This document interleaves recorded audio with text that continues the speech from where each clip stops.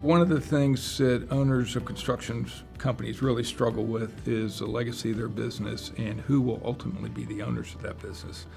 So third-party buyers often have a hard time competing with that legacy because so many industry owners really want to leave the company to their family, to their key employees, to people that they know, because it's very important to them to preserve the culture and the sense of values that they've created over a long period of time. One of the misperceptions and one of the fallacies that we found with sellers or folks that are contemplating selling their construction company is a way to maximize value is sell to a third-party buyer.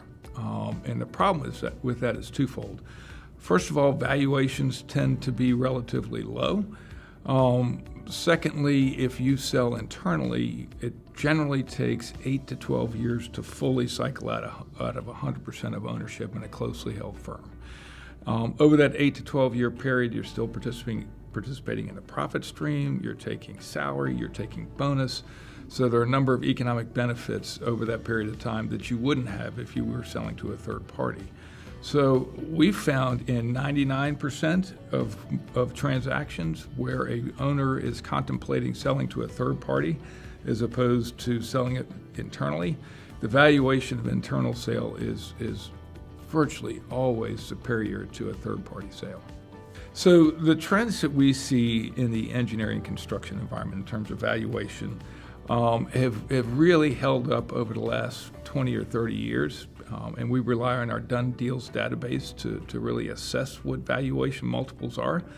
And what we found for most E&C firms is valuations tend to be between 3 to 5 times sustainable pre-tax earnings.